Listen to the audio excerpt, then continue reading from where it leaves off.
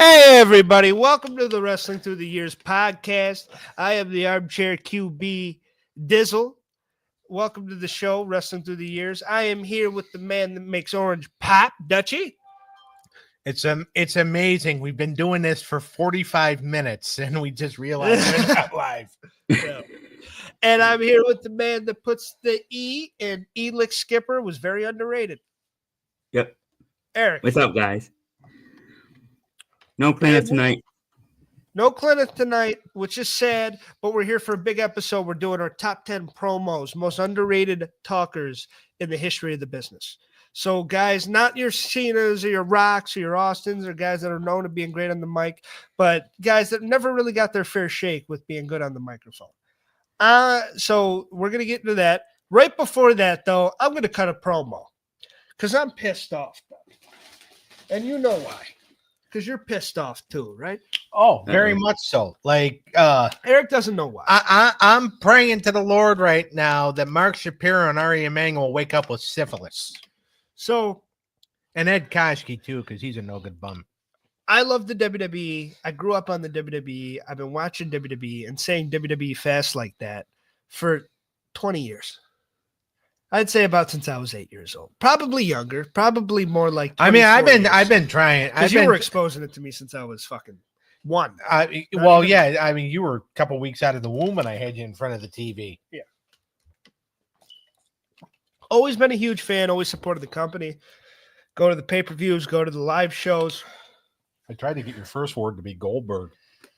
I wish it would have been. And he's like, fuck them too. So, we bought tickets for the January 5th Raw in Buffalo, New York, baby. They're bringing Raw to Buffalo, which is going to be a great time. Rhea Ripley, CM Punk, some of the biggest stars in the business. Everybody gets to go on and see it. We bought the tickets for about, I don't like to talk about, the cash, but it was about $400 a ticket. Yeah. $350, I believe. 4 people, we were ready to go. And bought the tickets pre-sale. The pre-sale was earlier this month. We were excited for it, man. We were looking forward to this shit. You want to know what the fuck happened? You want to know what happened, Eric? Yeah. WWE in the TKO era and all these money-hungry fucks said, fuck y'all, we're going to Brooklyn now. They rescheduled it. I go on my Ticketmaster app. It says rescheduled event. You're going to SmackDown. We got tickets. Oh, that's right. Yeah. I heard about this. Yeah. January 2nd. Now, I got an email a few days ago. It went straight to spam. But I find out this today, and I go on the fucking thing, and I'm like, what the fuck? What's going on here? What is this? Why did I get promised Rhea Ripley, CM Punk, and Io Sky? And why am I being given Carmelo Hayes and the MFTs? And The Miz. And no offense to Carmelo Hayes, but I paid money for Rhea Ripley. And I don't want to see the MFTs. I don't want to go to SmackDown. We went to a SmackDown last year. It was a great time. LA Knight was still on the show. He won the title. It was great. He's not even there anymore. So we bought tickets for Raw, and they said, no, you got tickets for SmackDown. Because Brooklyn's a bigger venue. Because Brooklyn's a bigger venue. I believe it has about 3,000 more seats.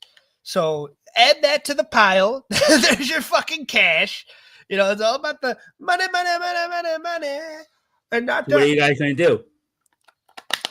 I requested a refund, and I'm getting my money back. I did not pay to go to SmackDown. I paid to go to Raw, and that got taken away from me. So since I'm not getting the product that I purchased, I would like my cash back. And I think that's reasonable. And they said you have options, so that better. Well, it's an option, and I hope it gets approved because I did nothing wrong except pay to support the product, and then I got screwed over and got put with a product that I wasn't trying to watch. And I don't mind SmackDown, and the people that I were going with aren't in the SmackDown; they're in the Raw. And it's nice to see Cody and everything. And SmackDown's got stars, but this is Netflix. This is Raw. This is obviously your A show. It's like, what if the SmackDown didn't work? Am I going to NXT? Am I going to Full Sail? What the fuck are we doing here? So it's a little. It is WrestleMania. It's frustrating. It's annoying, and it's bothering. And, by the way, if you could schedule a Raw for Fort Wayne, Indiana, I'm pretty sure you can do a Raw in Buffalo, New York. Yeah. If you pass up Indianapolis for Fort fucking Wayne, you can say fuck you to Brooklyn for the one night. You can have it the next week if you want.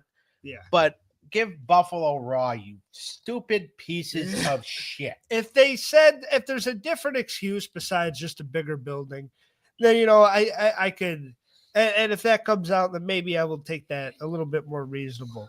But I do think it's annoying that it's like, and especially I'm from Philadelphia, and I know you're coming here in fucking February, but I'm coming home to Buffalo to see it.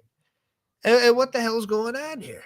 There's no schedule conflict. Did they make a mistake in the Sabres are playing or something? That's a good question. It's a great question.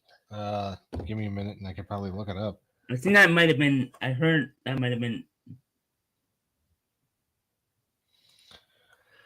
But yeah, so it's just a little annoying, but get a refund. It'll be fine. I'll get over it. But it was something that Sabres are hockey, right? So that would be NHL. Yeah. Yes. I'm just making sure. You said January 5th? Hold on. I took it all the way. No, they're not. They're in 2023. Sabres are playing the Nets tonight. Yeah, they're in Columbus on Sunday. Yeah, Vancouver comes in the next. So there's no fucking schedule conflict. Yeah.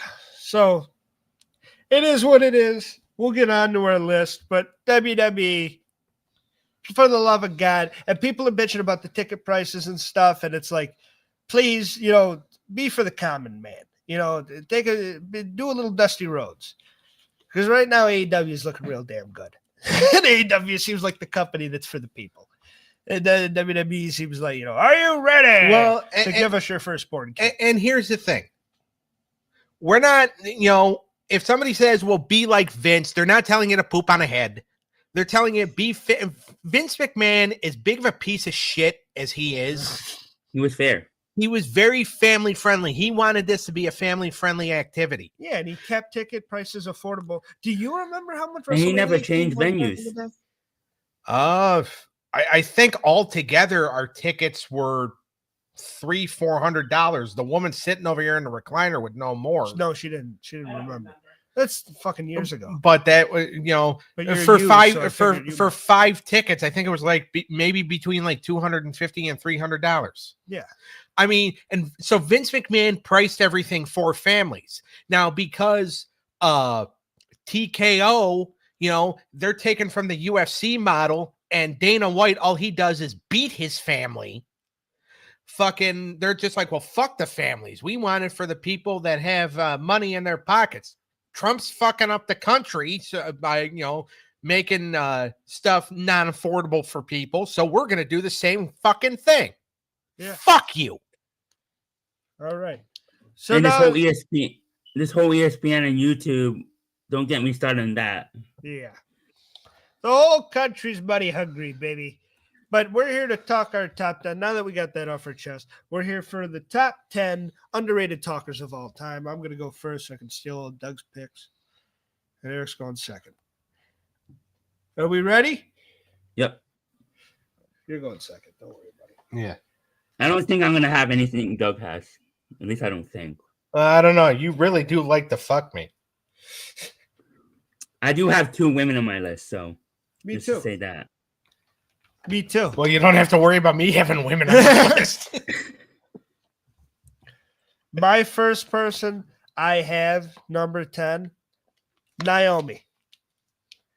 I think she's very good on the stick, and I think she proved it with this last heel run. I think the Stephanie Vacara and all that shit, that she was really good. And I think she was killing it. And she's always been pretty good at building up a match. And it doesn't come across as cringy. I think it comes across as believable. And the whole, like, sometimes you don't think about her on the mic because you get lost in the glow stuff or her in-ring ability or, other things. But she really is pretty good on that mic. When she gets the microphone, entertaining stuff comes out. And even like her pregnancy speech was amazing.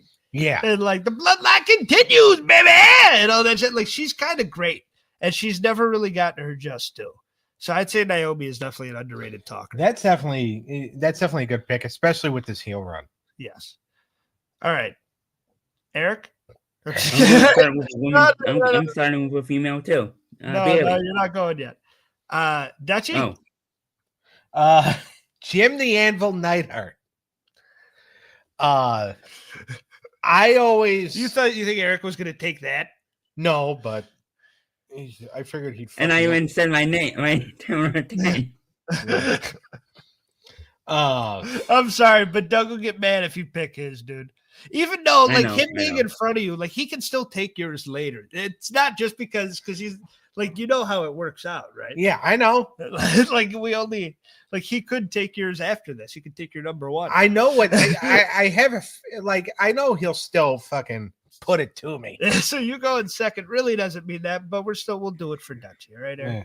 We got to make our bald man happy. All right, Anvil.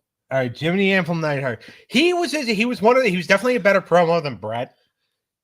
He was super 80s eccentric. Yeah, he was just like even if you go back to the promo that they did at Survivor Series 89, where it was him, Warrior, and the Rockers, and they're all nuts, and basically, it's almost like beforehand Vince gave them all cocaine.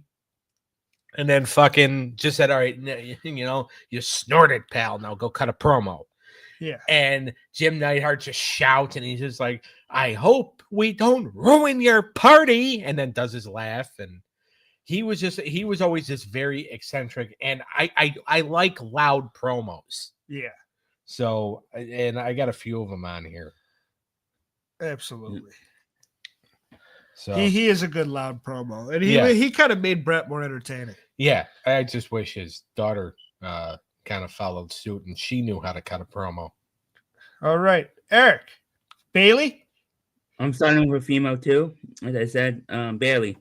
I think when her heel run with the mic, I thought was pretty good. Was really good. That's when I became a fan when she turned heel. And so I thought she was really good in the mic. I thought it was the butt lift that got you. Gotta love a good butt lift. She's great. I need one. And I like the idiot thing called Michael Cole an idiot. And she is underrated just in general. And she's one of those people that is forever going to be underrated and not as appreciated as she should be. And everyone's always going to acknowledge it, but they don't actually appreciate it. They just acknowledge it. And they always acknowledge her with Sasha Banks, especially when she was with company. Yeah. Which, by the way, and I might be stealing one of yours, but my number 9 is Mercedes Moné. I thought about having her, but I have somebody else from AEW. Mercedes is another. This whole AEW run has really turned people against her for some reason, for really no reason. Like, I get she's getting booked strongly, but it's actually, if you sit down and watch it, a lot of it's been really good stuff, in my opinion. And I've enjoyed a lot of, and her work on the stick, I think is really, and like, there's been this notion that she can't talk now. It's like, oh, she can't, her matches aren't that great. She can barely talk. And that's like, I usually agree with Cornette on a lot.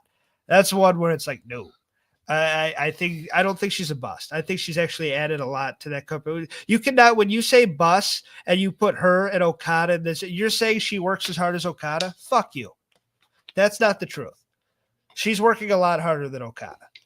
And I love Okada, but Okada is obviously bitch. And I love the bitch and call people bitches. He's been phoning this shit in for years now. He's obviously I've not seen him break a sweat in the Omega match, maybe at All In, but I have not seen that dude even fucking sweat. And he's like barely in there. He doesn't give a fuck. And it's like, good for him. God bless him. But you cannot tell me Mercedes is like that. Mercedes has been working her ass off and putting on amazing matches. And when it came time for her to do the honors for Tony, she did it and she made it look great. But this isn't about her in general. It's about the promo skills. And I think her work, like, people saying she can't talk to me is blasphemy. The way she hits a bitch when she says bitch, she's like, fuck you, bitch. She doesn't say fuck you, but she's like, up yours, bitch. She hits one of the meanest bitches in the business. And she also, like, the promo work, she's like, I love the delusional heel that thinks she's the good guy. Yeah. And that's really what she was at first. Now she's more just tyrannical heel. But for a while, she was like, oh, they're chanting CEO, even though it's piped into her music. Like, people were like saying that as negatives against her. And it's like, she's being a good heel. Yeah. She's actually doing a great heel work by fucking, and even in WWE, like the line she would trade back, like those promo battles with the women in early, like in 2018 and the Women's Revolution, a lot of them were cringy. Sasha's work. Her and Charlotte going back and forth were pretty good. And her saying Charlotte, when Charlotte said that Sasha Banks is nothing but a one-night stand, and she said, that's hilarious because you're the daughter of Ric Flair and you're the product of a one-night stand. That was a great fucking line. That was amazing. So she's definitely, and even though that might be some fat writer that's like, that was my line. Sasha said it, and she made it look fucking very good. And so I thought she killed it. She was amazing. Yep. Great choice. but yeah. 100%. Sasha Banks, Mercedes Moné is my number 9. Doug? My number 9, and this is a shout out to my basically just for my global buddies. Black Bart. Because he's another one that likes to shout when he's doing his promos. And I always thought he was, especially the stuff in global. Black Bart's a crazy pick. Yeah. And again, it's mainly just to it's mainly just to suck up to my buddies in global. Even though, Black Bart unfortunately has passed away, but his episode where we did the tribute is actually one of our higher rated episodes. So Black Bart's over. Yeah. So it was like when he did the promo when Bonnie Blackstone, and I talked about this a couple weeks ago with the guys, when he does the promo where Bonnie asks him the question, what are you doing here in Global? And he goes, well, I ain't no daggum unfamiliar face. And he starts that, and it gets louder I've always just kind of enjoyed that. And then like you see Bonnie Blackstone cleaning out her ears because she was a really good interviewer because she just asked like straightforward questions, and then the guys just kind of took that like okay, and then they made gold out of it. So he's always just been, to me, he's very underrated. He doesn't get a lot of appreciation, but he was a very good promo. Even in his earlier years too, because of that loud demeanor and how forceful he is with his delivery. Yeah, I think that's a good pick. Eric? My number 9 is former AEW not star, but and current NXT champion Ricky Starks. Or Ricky Saints. I thought he was really good on the mic, especially in AEW. I thought he was going to be the future babyface. Future matches, feuds with MJF, but didn't work out. But he's in NXT now, so we'll see what happens if he gets called up. And I think they've been rumoring calling him up for a while. Because the last rumor I heard was that he was going to join the Vision. Yeah. Yeah. But is that even still a thing, even though Seth Rollins is kicked out? Yeah, because I think Logan Paul just took his place. So you think that's a good pick? Ricky Saints? Yeah. I mean, he wouldn't be on my end. He's not on my list. But the NXT promo, I guess, was okay. People are saying it was like great shit against Trick. I think he's a mark. I think he's kind of a half. I think he was better promo in AEW. What they should do is if they do the Vision versus another team at War Games, Logan obviously would be the team captain of the Vision, and you have Heyman outside in the corner. George Janko needs to needs to be the corner man for the Roman or Punk or whoever the fuck they give that other team to. And then if Logan tries to escape the cage, George just needs to slam it on his head. And then put Bobby Lee's dick in there too and slam it on his dick. Jesus Christ. Fucking moron. It was like a year ago. This is what happens when we go. You know I hold on to grudges for a long time, right? I think they're cool now. All right. I'm not okay with that. Is it my turn? Yes.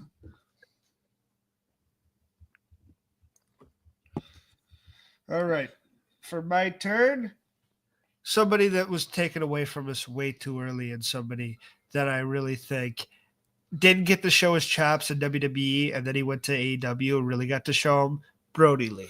Yeah. Because I thought Brody Lee, when the Exalted one and that Dark Order was actually good for a little bit when he was there. It floundered at the beginning. He got there. It was actually pretty good. And then when he passed, the whole thing kind of went to shit. And he made it good. And him doing the promos is like this cult leader. And he was very good at it. And whenever he would get the stick a little bit in WWE, it was there. The potential was there, but you didn't really get to see it.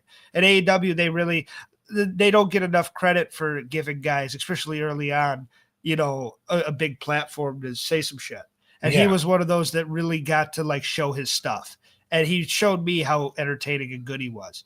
And even at the start of that pandemic era, he like made it really watchable. He did. Oh, yeah. Because that was like a big thing. That was supposed to be held in Rochester, New York, which was his hometown. And he just, unfortunately, it was done in front of no fans. But it was like super good. And then when he got to be, in charge there. I mean, yeah, he was taken from us way too soon. But because who knows how much more could have been done with Dark Order. I agree. All right, Doc. Jay Briscoe is my number 8. Another RIP. Yeah. Taken from us way too soon. Yep. Because of some stupid bitch who doesn't know how to drive. And he was just because he's another one of those guys that he likes to shout. And so there's gonna kind of be a theme here. And like I remember when he had to when he had to vacate the Ring of Honor World Title back in 2013, and his shoulder is like all like fucked up. He goes, "You could see my shoulder's kind of fucked up right now."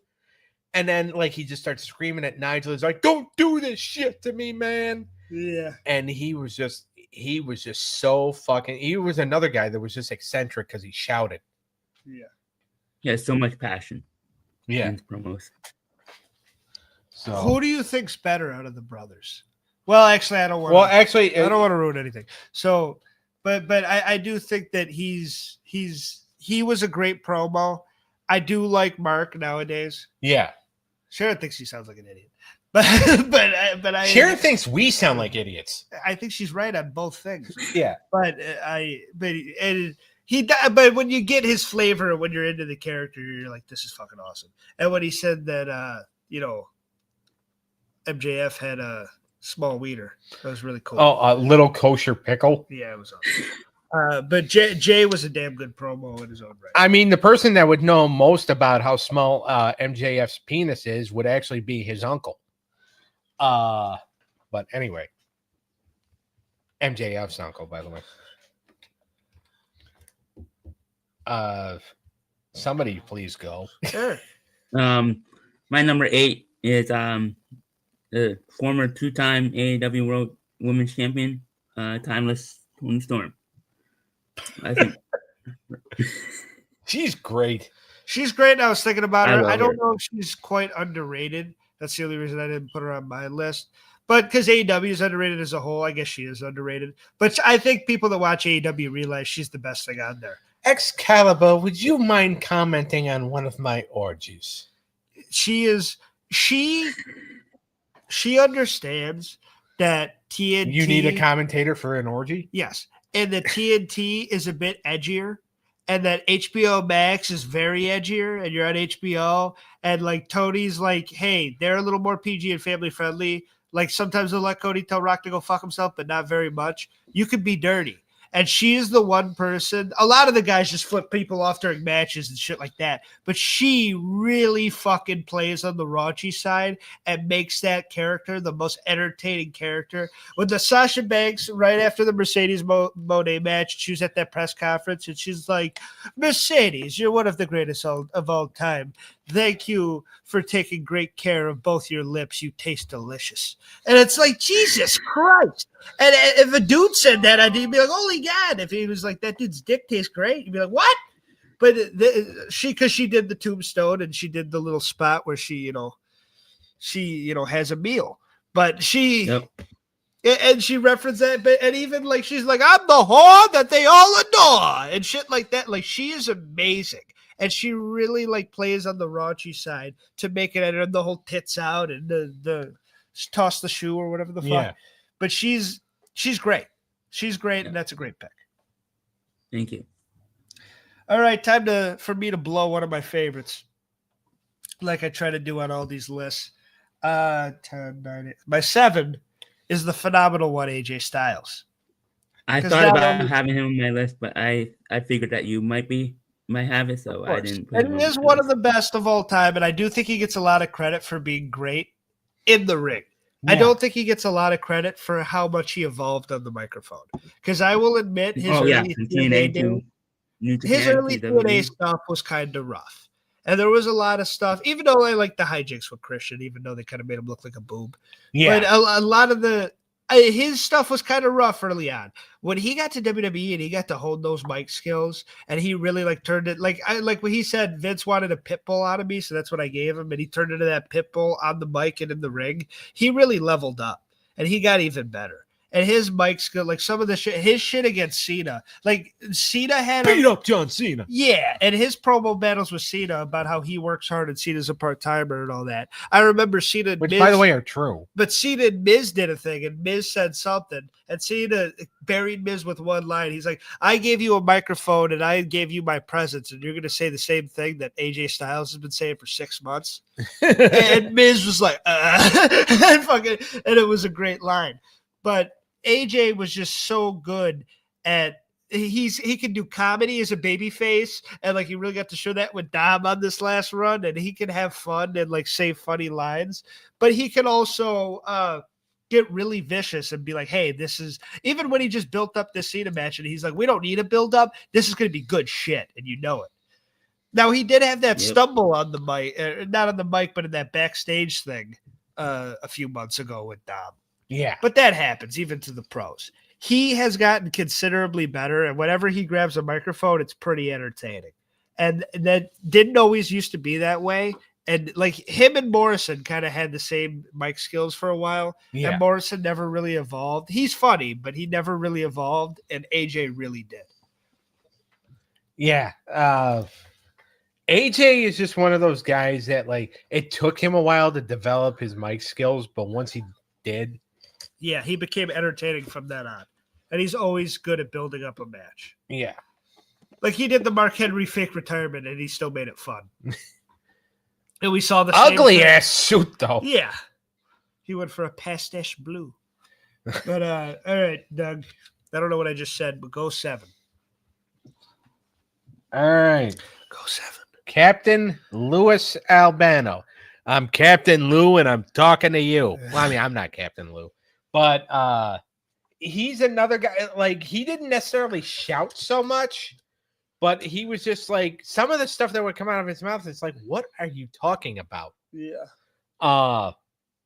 And, you know, the Hawaiian shirt and the flip-flops and all that stuff. And, you know, the beard that, you know, I wish I had the hair that Lou had. Because like I kind of have the beard, and I've always wanted to kind of do the rubber band on it. He's like, me. He was the ultimate fat slob. Yeah, and he was so entertaining. And remember that backstage segment with George the Animal Steel and the doctor? And my god! And him flipping out on the doctor. Yeah, he's like, "You backyard quack." It was Where's so. Ryan? It was. I'm so gonna good. sue you for everything you got. It was so good. Yeah. And Captain, he wasn't underrated back then because he was super fucking over back then. Yeah. But he is underrated now because Because he doesn't get talked about a lot now. he's one of those guys that kind of got lost in time. Yeah. And like they still talk about like like Macho and Hogan and Miss Elizabeth. They don't really bring up Captain Lou as much. And he was in that main event scene just as much as anybody as a manager. I mean, he was a huge part when they did and now again, he didn't voice him, but when they did that Hulk Hogan cartoon, he was in almost every episode because you had the baby faces, which is Hulk's crew, which was Hulk, Wendy Richter, who by the way was only around for like the first 3 episodes of the series because then afterwards she left the company. But it's Hulk, Wendy Richter, Andre, Junkyard, Tito, Captain Lou, Superfly, and Hillbilly. And I think Andre and Albano and mainly Junkyard were the one, and sometimes Wendy, but not a lot. They were the ones that were mainly featured in that cartoon. Yeah. Like they were always doing something with Hulk. Like Tito wasn't in it all the time. Superfly was barely in it. Because again, he had already left the company by that time too. And Hillbilly was just kind of in it. He would be in it, but sometimes he'd go an episode without a line. You do still see him in that classic video because you forget not only was he important to that, but the whole Rock and Wrestling connection as a whole. You always see the video of Hogan, him, and Cyndi Lauper walking out together. Wasn't that WrestleMania? No, War to Settle the Score. Yeah, but you always see that video and build-ups and shit. Yeah. And so that's where his legacy is. But yeah, great manager, great talker. Eric, number 7. Number 7 is ECW. From your neck of the woods, guys. Tommy Dream. Ooh. I thought his promos were passionate and he really got the crowd into it. Yeah. I agree. He was he was that company guy, that white meat baby face that always came across as real and raw and good. And it was never cheesy. Tommy was always fighting for the people and it always felt right. Yeah.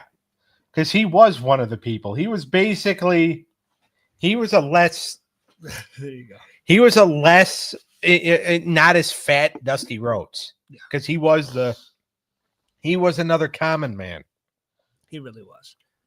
And he was super sad. I agree with that pick. Yeah, I do too. I need to get a chair with armrests on it, or else I'm just going to have to keep putting my arm on your crotch. I know you like that. All right. My number 6. I know you're not going to like this as much. Dolph Ziggler. Ugh. You can't deny he's underrated. He's underrated as a whole, but on the microphone in general. I get it. Sometimes he can come across as scratchy and whiny. But I remember the one promo when he was like fighting for it was the match where he was fighting for his career in 2016 against The Miz. Yeah. And he like laid it all out. And he's like, I get it. You fucking got this and you got that, but I worked for everything and I fucking got it all taken from. And it just like the passion in his fucking face. It was like, this dude gives a fuck.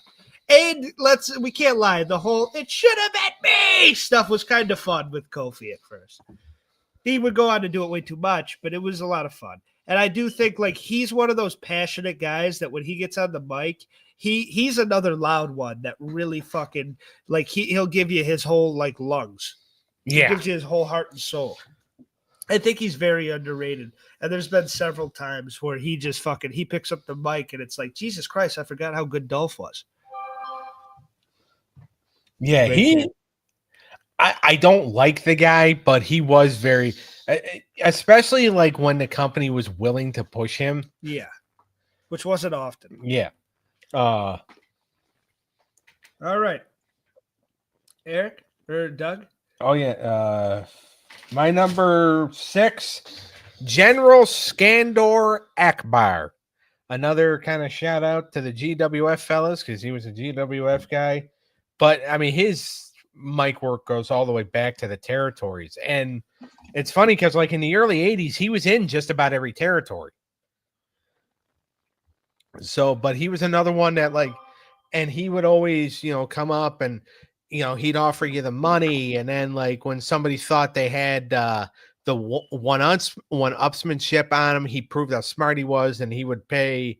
I always go back to the Assassin and Ernie Ladd. They were going to wrestle the Wild Samoans, and Akbar goes up to the Assassin because the Assassin was all about money, and he hands him money. He goes, "All right, here's a substantial amount to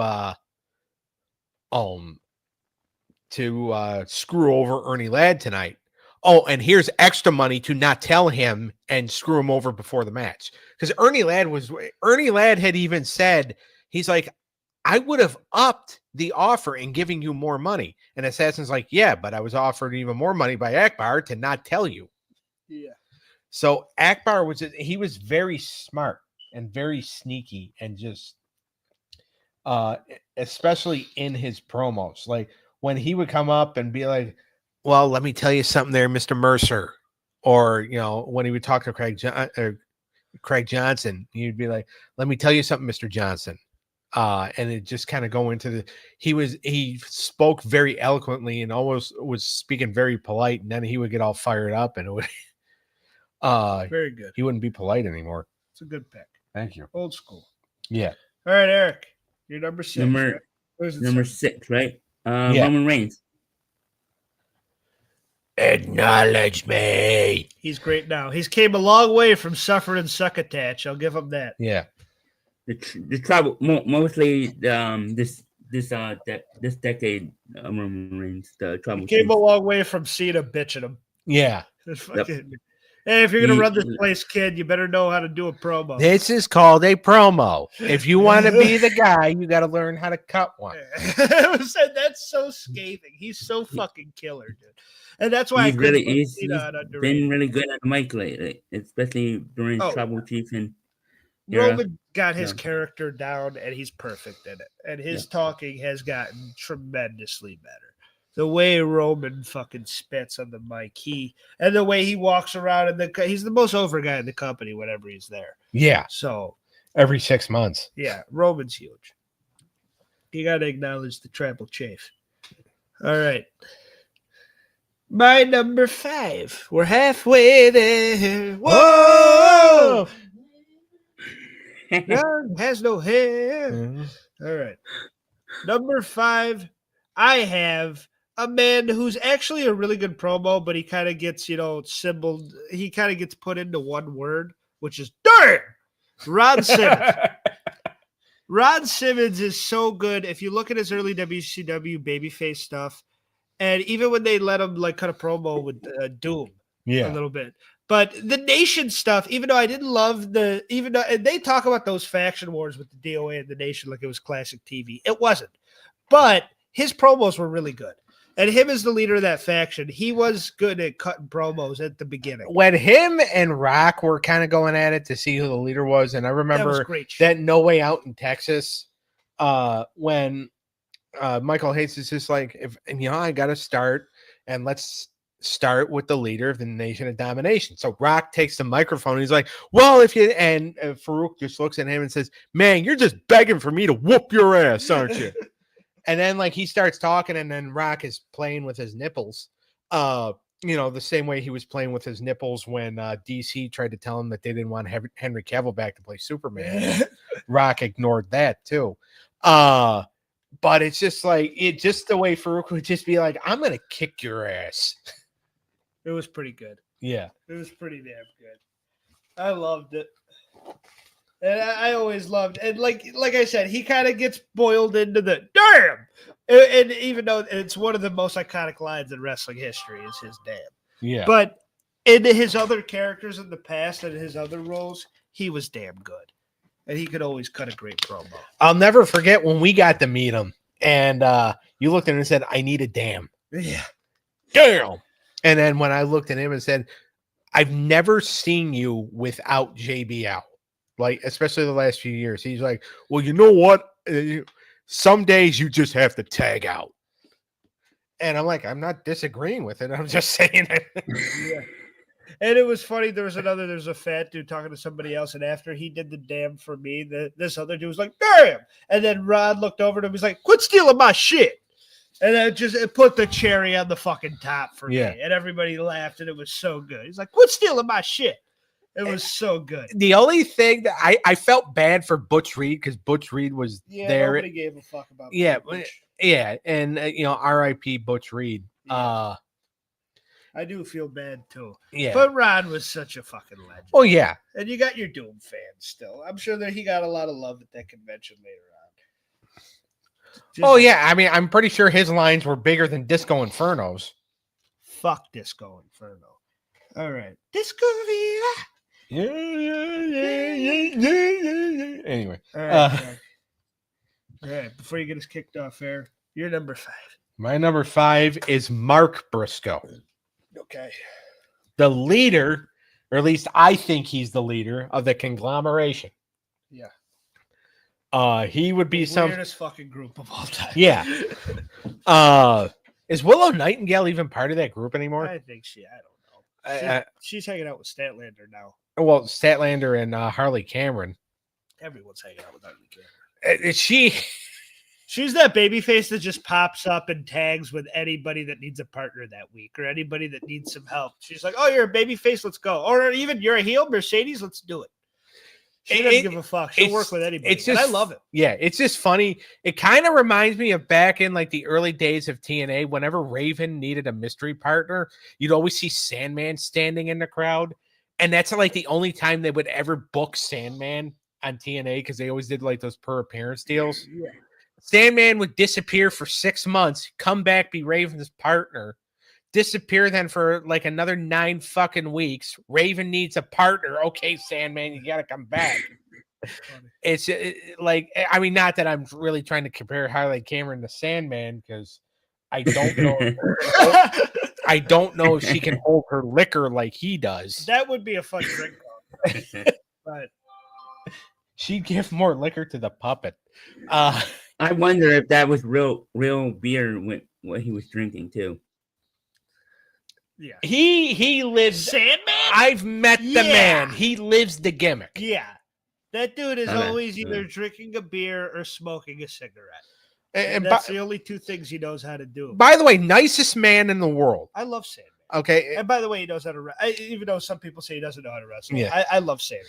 I mean, I had an opportunity to meet him, and then he comes up, and you could tell he's drinking because you could smell it, or he had been drinking. And I just kind of look up, and he goes, "Where are you guys from?" I said, "Well, originally Buffalo." He goes, "How'd you guys get past all the snow? Isn't it snowing up there in Buffalo right now?" And then like everybody's just, and then he looks at his guy and he goes, "Check the weather. Is it snowing in Buffalo right now?"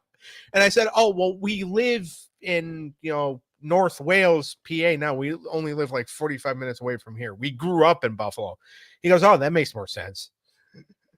He goes, and then he's like, "Do you want a picture? Do you want an autograph, or do you want both?" And I think we just went with the picture, because I didn't really have anything for him to sign. But yeah, he was, again, he lives the gimmick. But again, he's another nice guy. But anyway, back to Mark Briscoe. I think that was my pick, right? Yeah, so that's a great pick. We but- talked about the kosher pickle earlier. Yeah. And then when he did like the opening promo, like when the conglomeration first got put together, and it was him and Orange Cassidy and Kyle O'Reilly, and he's just kind of going like, the conglomeration, and like he is another guy that screams during his promos. And then Kyle O'Reilly's like, "I am following this man everywhere." And then Orange Cassidy just looks at Renee and is just like, "I got a team with these guys?" And she's just like, "Yeah." He goes, "All right." So, and the fact that those guys are getting the blood and guts match, That's amazing.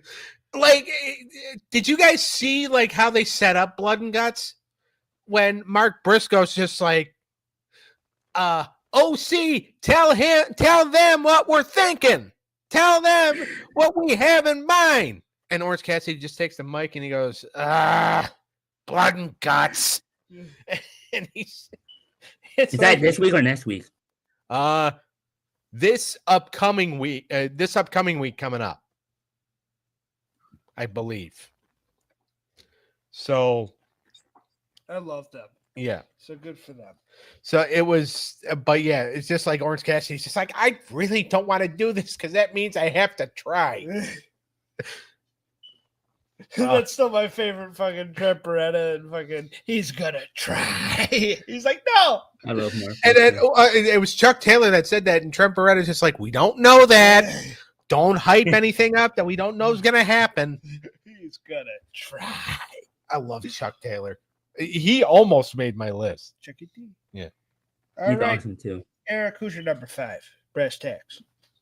Our favorite wrestler currently, he's the WWE champion, Cody freaking Rhodes. Cody Rhodes, yeah. I mean, he's another one that I think he kind of gets his due now, but he's got some of my favorite promos of all time. One, the after WrestleMania when he's like, I used to be undesirable, then I was undeniable, and now I'm your world champ. That was a great one. I love his stock line of what do you want to talk about, even though sometimes people shit on it, but I like it. And the AEW promo when he was going at Jericho before Full Gear. And he's like, you keep talking about Dusty. This isn't about my dad. This isn't about the dead. This is about the living. This is about my mom. This is about my sister. And he starts like choking up and he's like, this is how I went from fucking undesirable to ungoddamn deniable. And it's fine. The crowd going crazy. It was that's when I was like, AEW might win this war and Cody's the baby and Cody's the guy. That was the promo that I was like, Cody understands his role and he's the number one babyface in this company. And it was one of the greatest babyface promos I've ever seen. And he's done countless of those in WWE as well. Yeah. Even though he does with his brother too. Go ahead. His promo was his brother before they fought. Yeah. Or was it after? Oh, after when he's like, there's a tag team match. I don't need a friend. I don't need a partner. I need my brother. Which is kind of corny, but very sweet. And that match was perfect. So, yeah, he's like, I need my brother to take the fall. Even though he actually took the fall in that match. Because the Young Bucks are just like, we're not losing. He's like, I need my We're brother. pricks. I just made him bleed head to toe, and he's like barely dead and trying to fucking retire and leave his boots in the ring. But I need my brother. Speaking of Young Bucks, what they're doing right now, it's pretty awesome. I think. You're fired. I don't mind the Bucks, but yeah. I will say Cody does fall in the trap. There's this video and there's this meme, and it's like this is every Cody Rhodes promo, and it's this little kid, and he's bitching about like his science teacher. He's like, and you don't even, and I was like, honestly, yeah. And Cody does fall into that trap, and he's like, you say you're the institution. You say you're the this. You say you're the pipe bomb. You say you're the revolutionary. But let me say this, Danthina. And so he does fall into the lisp. God bless him. And you think he tries to be a father on the mic? No, he's something different because he talks in the big words and he tries to be eloquent, whereas Dusty was funky like a monkey, baby. So he's a lot different from his father, and he is great. But sometimes and with the lisp, he's great, and he's like worked past that, and he's done way better than a Jack Swagger. But I will say that he does, him going against John Cena wasn't in his favor for a while. No, and him having to say John Cena a bunch of times. But yeah, I love Cody, and he's a great promo. He's one of my favorites. Yep. All right, my number 4, somebody that does not get his due, and somebody that's really good even right now, even though he's a little lost in the shuffle. Finn Balor. Yeah, he proved it with the Judgment Day. He's got charisma. And he had it in Japan too, but he really proved it. In early WWE, he didn't get to prove it. He was kind of presented as a white meat babyface. But as a heel in the Judgment Day, he's got to really scheme. And his shit against Liv Morgan, where they were kind of like the two powers in the Judgment Day going at each other, that stuff was a lot of fun. And him and Dom kind of like, and his little like passive-aggressive shit. Like, I think Finn's a lot better on the microphone than anybody will give him credit for. A lot of people say, oh, he's another flippy guy that's real good in the ring. But I think there's another dimension to him that's very entertaining. Yeah, and I like the tag team with JD McDonough. He kind of irritated me though last year, like when he was so obsessive with Damian Priest. I kept feeling bad for him because I kept calling him Pin Balor. Yeah, a lot of people were calling him that. He just kept getting his ass kicked on Raw. Yeah. It would be on Netflix in front of the whole world and he would lose every time. Pin Balor. But yeah, I think he's a lot better than anyone will give him credit for on the mic. Yeah. All right, Doc. I don't like this guy, but he is underrated, especially if you go back and watch his WCW stuff. Conan. Holy shit. Bowdy. And the funny thing is, I used to have way stronger feelings for him, or feelings about him. Not for him. I was never, You didn't want to fuck him? No. Okay. I used to really, I hated him with a passion, especially with like, you hear all this talks about how Yeah, he fucked a lot of bookers. He would sign up for appearances and then, he would take the money, but then he wouldn't show up. He'd be like, nah, I'm not coming. But he would cash the deposit. He proved a lot to me when he agreed to do the appearance for WWE to induct Rey Mysterio into the Hall of Fame. When he showed up, and by the way, he was making people think he wasn't going to do it because he had told people, he's just like, yeah, WWE hasn't called me with an offer yet, even though there had been reports that they had reached out to him. And they were just like, we're not, but he's just like, yeah, WWE has yet to give me an offer. And then 3 days later, Conan's in the building. He's going to do the Hall of Fame speech. It's just like, why do you have to fucking just, because I want to like you, you bald-headed Cuban fuck. Yeah. Well, he might be Cuban. I'm not sure. But I think he's Mexican. He looks Cuban. He's LAX. Yeah. But he was Isn't Cuba part of Latin America? I don't know. As far as this isn't a geography. I think so. But as far as Conan and Road Dogg are the same guy. Yeah.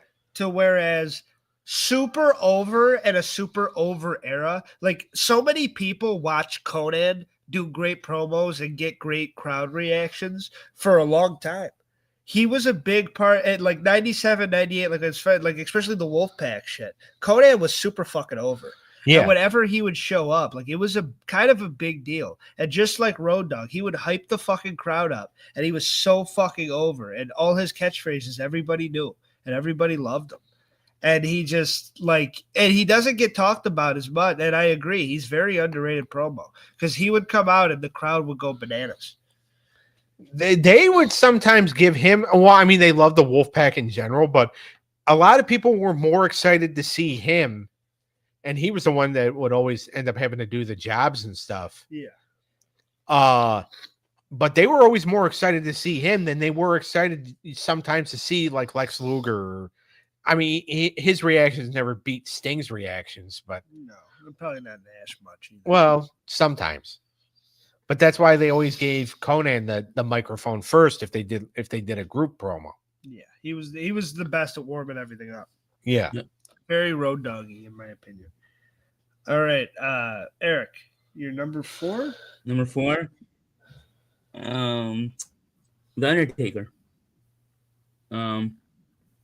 Especially with his badass Undertaker, I thought he was really good on the mic. He is. I don't think he gets talked about being on a good promo. Especially his heel stuff in 2002, he was pretty damn good. Yeah. I saw a clip yesterday of William Regal in the ring talking, and Undertaker comes out. He hadn't been on TV for a month. He comes out and he attacks Regal, goes to give Regal the last ride, but Regal was actually like trying to get out of it because I don't think anybody told him that he was going to take a last ride. So he's trying to get out of it, and Undertaker's like, no, and picks him back up, hits him with the last ride. Music hits. But then he grabs the microphone and he's like, you know what? I think you talk funny. And then just walked out. And Jerry the King Lawler was like, wait a minute. Regal just got a last ride because he talks funny? And Lawler looks at JR and goes, you're screwed. And he's like, well, I hope he never thinks. Well, by God, I hope he never thinks I talk funny. And it's just like, well, a year later, he made you kiss Vince's ass. So what does that tell you? Undertaker's a good pick. Yeah. Number 3. Yep. Top I 3, have a baby. man that I think probably top 10 talkers of all time, but does not get brought up in the light because he's a tag team guy for a long time. Oh, no. Bubba Ray Dudley. Oh, okay. Bully. Who did you think I was going to say? You're going to pick my number 1. Okay. Oh, okay. Uh-oh. But Bubba Ray Dudley, he's known for his mic skills. That's the best part about him. He's better. Like, he's all right in the ring. He's pretty good. But on the mic, he can sell anything. And that fucking thick New York accent, he's just so fucking him. And he's unapologetically him. And there's something badass about that. And as Bully Ray, he really got to show it in TNA, and some of his and he got to show a funny side too a lot, which was fun. Like his stuff with Steiner when Steiner was like, and he's like, "You're not making any sense," like them arguing backstage. But his stuff at ECW, they brought fans to the building just to want to kick their asses. He would really provoke people, and he was so good at that. And that's like one of his best attributes. And he's one of the best promos in the business that doesn't get talked about enough. And when he said, like, he just got so many, like, kind of iconic, cool lines that don't get, like, I remember in TNA when he said, if God was a heel, he'd be a Dudley boy or something like that. Yeah. And I remember, and I'm like, damn, he's fucking sharp. And there was a lot of shit like that. He was badass. He was super fucking bad. Sometimes he would get a little up his own ass, but a lot of the times he could be a great heel that you want to see get his ass kicked. And he could also be like, oh, we're going to come out there and kick your ass too as a babyface too. He didn't have to do that as much, but he and in early ECW, he was great at making people hate the Dudley Boys. So he's my 3. Yeah, that's a good pick. I mean, I'm not necessarily a big fan of his, but he's great. Yeah. All right, number 3. I think Bully Ray was really when he went the TNA one. Is really I agree. Simply ravishing. Rick Rude. Ravishing Rick Rude. He was so good. What I'd like to have right now is all you fat, out of shape, bald-headed. Well, I mean, he never really said that, but he might as well have been talking about me, even though I was 4. It was okay to be bald-headed when you were a baby. Yeah, exactly. Well, before you probably get some hair. I had a little bit. Dad was losing his. But, you were finding that he was losing it. Yeah. But you know, inner city sweat hogs, and like it just that whole promo. And then when he would cut like the heel promos, and you found out, especially when he got to WCW, so good. Like he had Bobby Heenan in WWE. He did not need Bobby Heenan. And then like he has Paulie Dangerously in WCW. He did not need Paulie Dangerously. He was always that guy that could talk, that was put with a manager that could talk, but it didn't and it always worked, but he could talk too. And then the manager would talk and then Rick would talk. Yeah.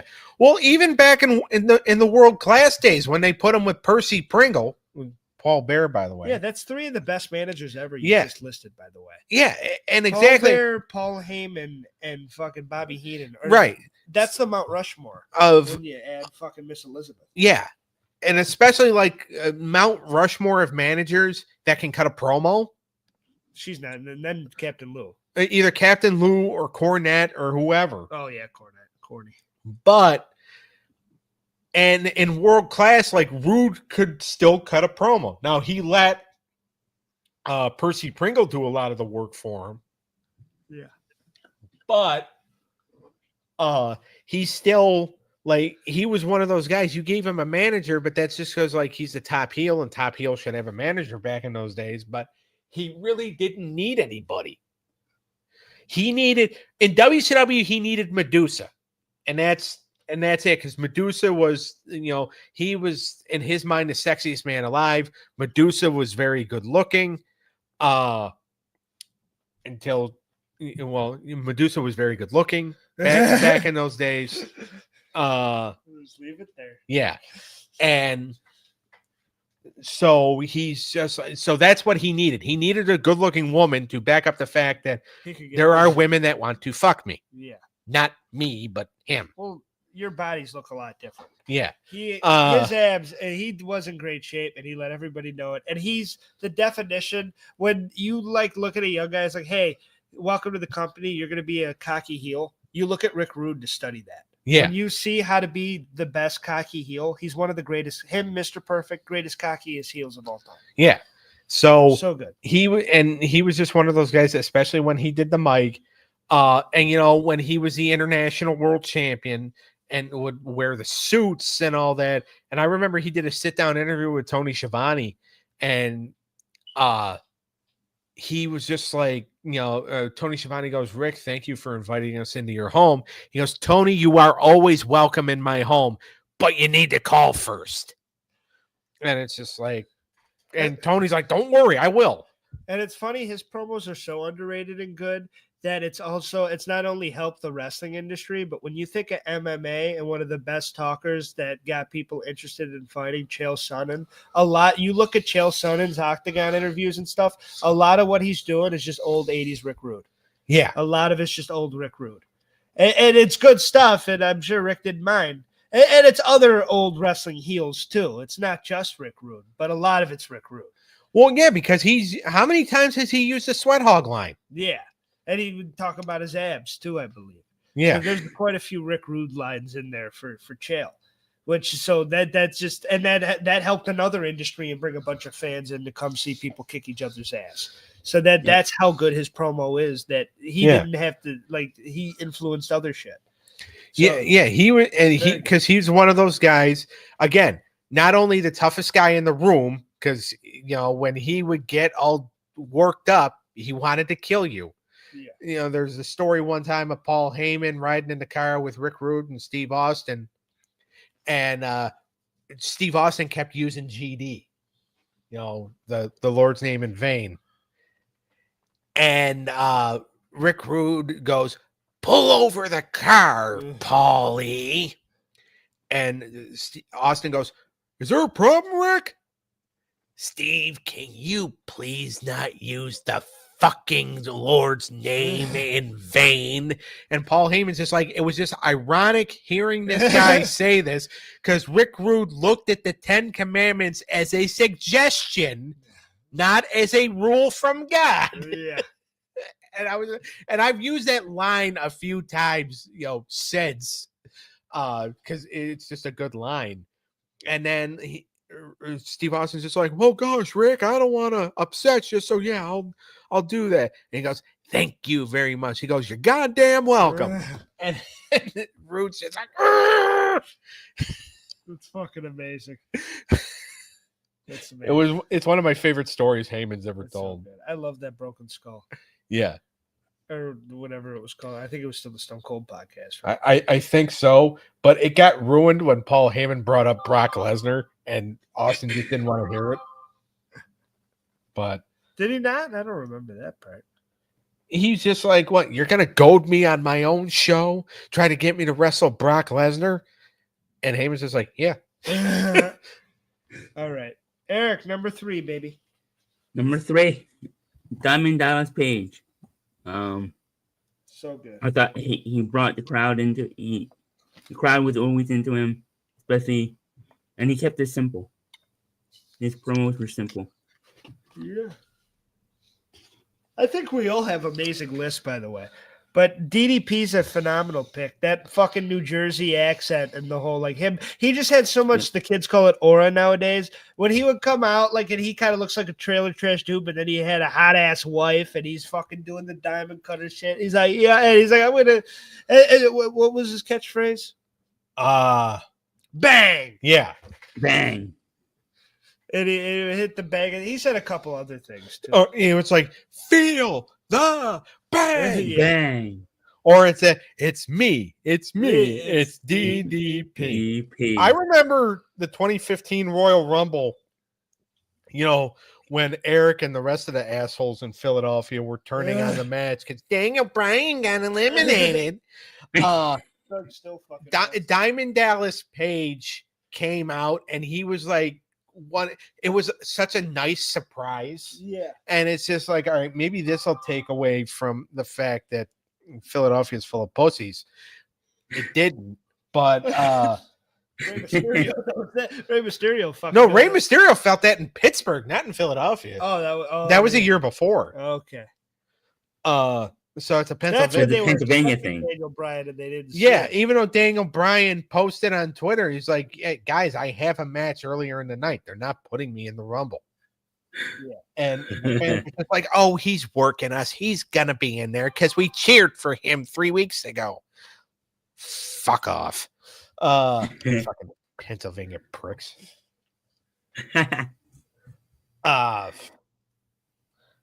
Anyway, before I go, All right, whose turn is it? that would be you. My number 2, another ECW guy. My last one, we brought him up earlier. Raven. I think not only one of the most underrated characters of all time, but him on the microphone is what made that character. And him being that deep, disturbed character in ECW. And Paul still says they only really scratched the surface on it. They did a lot of work on it, and it was great. Yeah. And then even in WCW, when they put that extra layer to his character, him being a spoiled kid and shit, I love the Flock, and I love his mic work in WCW too, and him sitting in the corner. Well, even beforehand, before he became Raven, and Johnny Polo was good too. Johnny Polo. Again, another shout out to my global friends. If I keep shouting them out and kissing their tuckuses, maybe a certain guy with a whip won't bother me for money. But as Scotty or the Palm Beach Heartthrob Scott Anthony, he had really good promos. So he's always been a really good talker. That's always been like his best thing. He Yeah. had good matches, but his best thing was the mic work. His best thing that he's ever done was when he didn't realize who Zack Ryder was. That was amazing. And he called WWE New York. Yeah. That's how you know. And again, we pick on the old people, and Eric and I are By the almost way, he's in got the whole like Parkinson's thing going on. Yeah. Too, So but it's just funny with sometimes with the older guys, like when he said, "Oh, New York," which is the way they described the WWE back in the day. Yeah. They were the New York territory. Like I talked to Bill Irwin when I talked to Bill Irwin one time, and he asked me to send him stuff for an episode we were doing. He's like, make sure you send me that footage. And it's like, it's not called footage anymore. Yeah. But that's just the way the guys talk. Yeah. Yep. That's just the way the old timers talk. Like, it used to be footage. Yeah, it used to be footage. Now it's just send me the clip or send me the video. People still use film for football, I think. I think, well, yeah, that's actually the thing. That's what they still call in football. It's like, oh, yeah, I got to watch film. Yeah. Yep. It's like, you guys still call it that? But yeah, Raven was so good. And whether he had fucking Beulah or Kimona, he always was the coolest in the room. And he always fucking spit a fire promo. So Raven's one of those guys, one of the best talkers that doesn't get talked about. I think, like everyone talks about Jericho, I think Raven's right there with Jericho. Yeah. I agree. All right. Dougie, number 2. Hey, yo. Scott Hall. Very good. Great. He is just one of those guys. As Razor Ramon, he cut really good promos.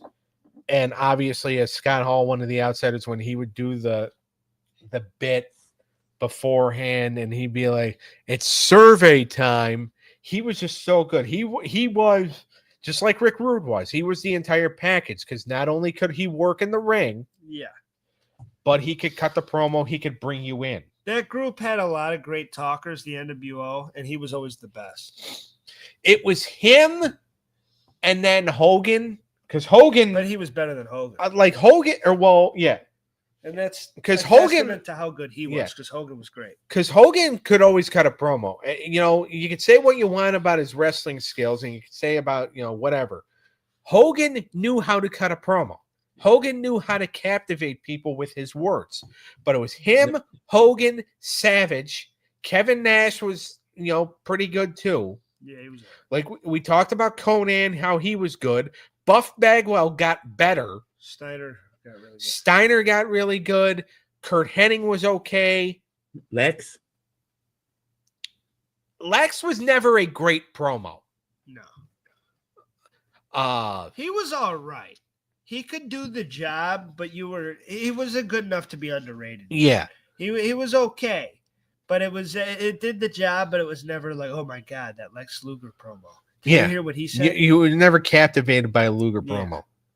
But, and then, of course, Scott Norton on the very bottom, because that's where he belongs. Yeah. Bottom feeding bitch. But no, Scott Hall was, always top of his game. Even as Razor Ramon, he go, Chico. And like, he just, I was watching Survivor Series 93 the other day, and he goes, let me tell you about my partner, Perfecto. Because Mr. Perfect was supposed to be his partner along with 1-2-3 Kid and Marty Jannetty. And he goes, he's such a perfect partner that he tag out before the match starts. Because Kurt Hennig could not, compete that day. Apparently, I don't know. Like, there was a lot of rumors going around, but he had back issues, and then, he had other personal demons he was dealing with. So Randy Savage was in the building. He hadn't been scheduled to wrestle, so they're just like, just go out there and wrestle. Yeah. And then he did, and the match was actually pretty good. And the match also helped get over 1-2-3 Kid and Marty Jannetty, because they were the survivors. But yeah, Scott Hall was just amazing. Very amazing. Eric, number 2. Number 2, Christian. Especially his. If he's not talking about anybody's dead father, then yes, you're correct. If he's if he's talking about dead fathers, fuck you. No, not that. No, I'm talking about mostly TNA days, and then when he came back with the one more match. Even in WWE, he's always been very good on the stick. Yeah. He's better promo than Edge, and he doesn't get it. Oh, yeah. For it. He doesn't get enough credit for a lot of the stuff he does better than Edge. Yeah. Which actually is quite a bit. I mean, Edge was always, because he would, again, he was edgier, and, he was always willing to go that extra mile. There was always the same money in Christian there was in Edge. The right people just didn't see it. And sometimes that happens. Yeah. Everybody else saw it, but the right people didn't. Yep, I thought his TNA promos were good. Yeah. I didn't love the catchphrase in TNA. That's how I roll.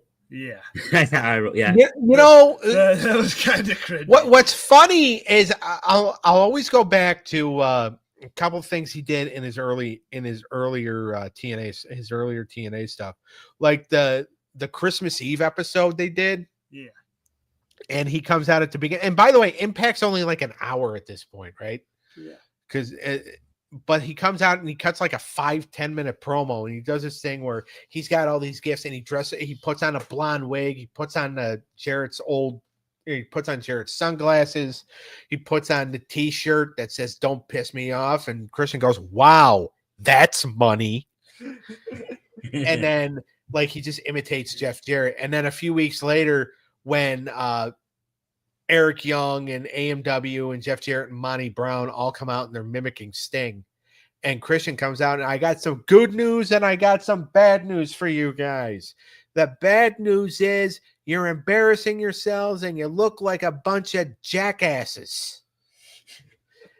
And he goes, but the good news, I just saved a ton of money on my car insurance. Geico was a huge thing at the time. It still kind of is, but I don't even think they really use that catchphrase anymore about the saving the money on your car insurance by switching to Geico. I But don't see that commercial anymore. yeah, but he was so good because he knew how to make people laugh. Yep. Even his tag team when he was the catchphrase with Edge, take for what was it? I forgot what the phrase was. Oh yeah, For the benefit of those with flash photography. yeah, that was really good. Yeah. That was good. And their stuff with Kurt Angle was amazing. Oh, But yeah. ECK was a great group. Team Eck. Yeah. And I brought it up weeks ago, but that line that Omega stole about what's the capital of Thailand, and then he hit Monty Brown in the nuts and said Bangkok. And then Kenny stole that on AEW television. I remember seeing the clip. Fucking stole it from Christian. All right, number one. There's an Eric's turn. No, he just went. Yeah, so it's number one. Yes. Yep. I'm going to piss a lot of people off with this. My number one underrated talker Doink the Clown. of all time, which is I'm saying this feels crazy. Jack Perry. And What was here's number why. one? Jack Perry, Jungle Boy. Eric might be the only one that appreciates this. And everybody I else is going to appreciate it. kill me for it. So underrated.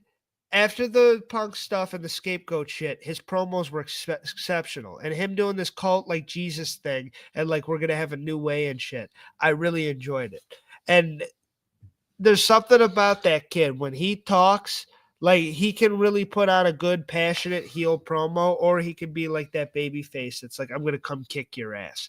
He doesn't get enough talk. And because the guy that he, got into it with is one of the best promos ever. Yeah. But he doesn't get enough appreciation for how good he is on the microphone because that's his best thing. He's all right in the ring, but on the mic, he's actually a killer. And he's very entertaining. He's great as a heel, and he's pretty good as a babyface. So that's my number one underrated talker. It's a good pick, actually. That's a great pick. Who's yours? Arn Anderson. Oh yeah. That's the best pick. When you said tag team, I thought you were going to go Scott Steiner.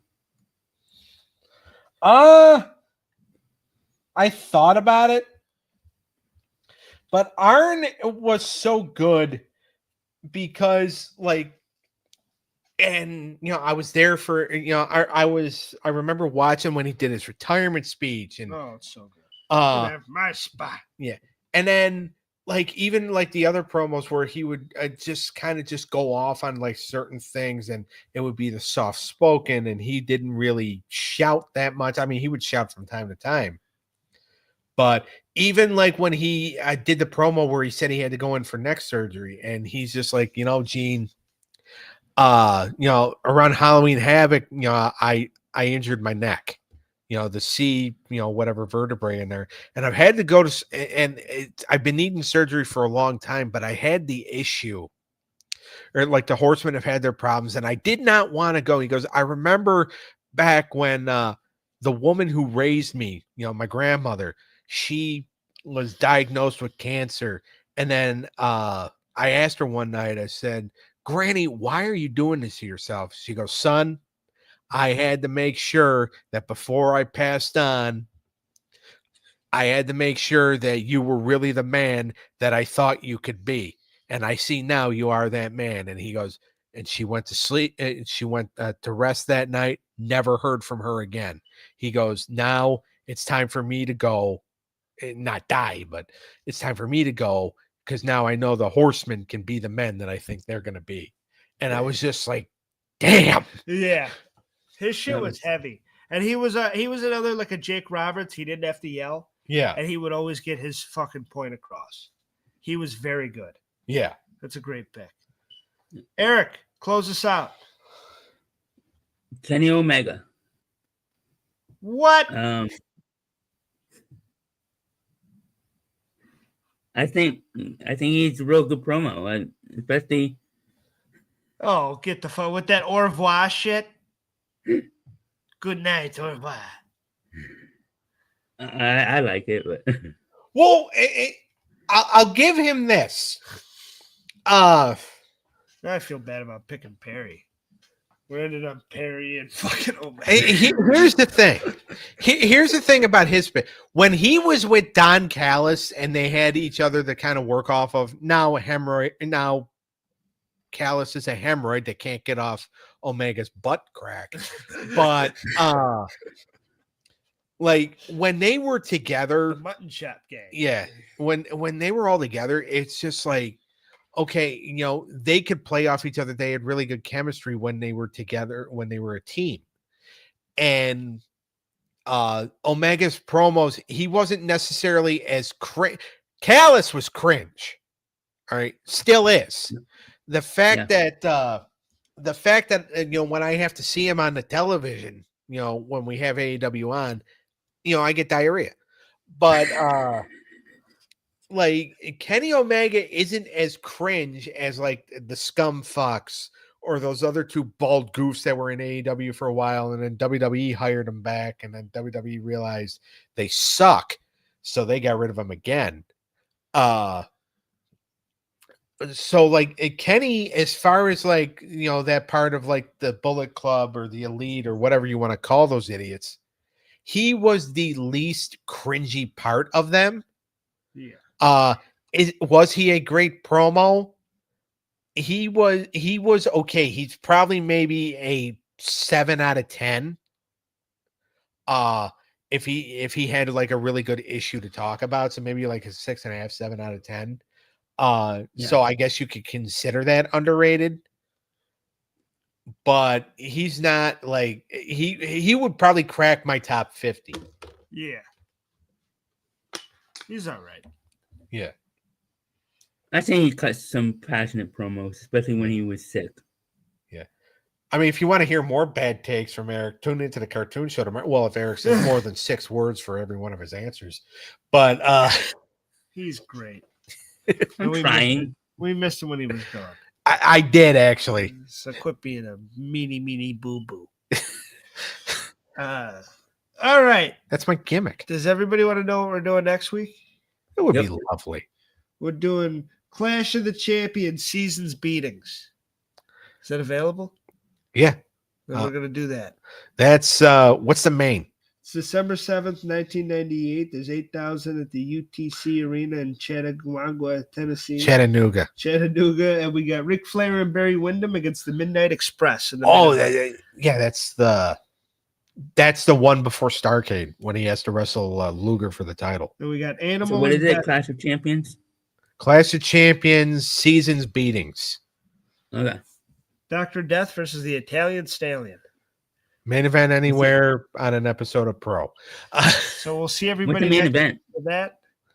I just said it. Ric Flair and Barry Windham versus the Midnight Express. And then you got the Fantastics versus Eddie Gilbert and Ron Simmons on there. Which is okay.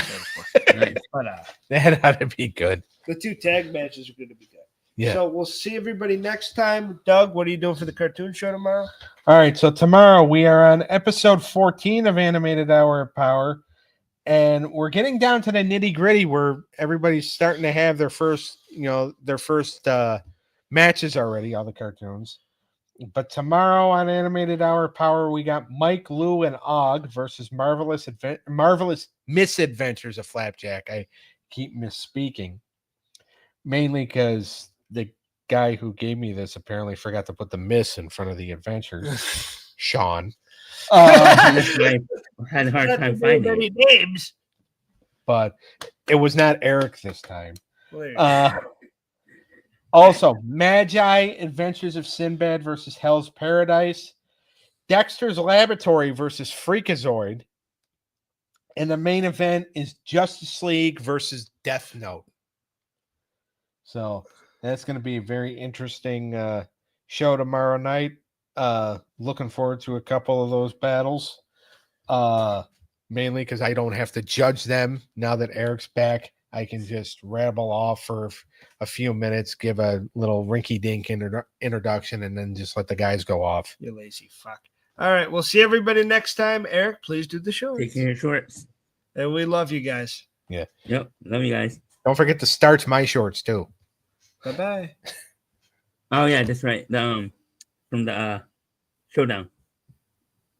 No, I was actually going to ask you to starch my actual shorts. Oh.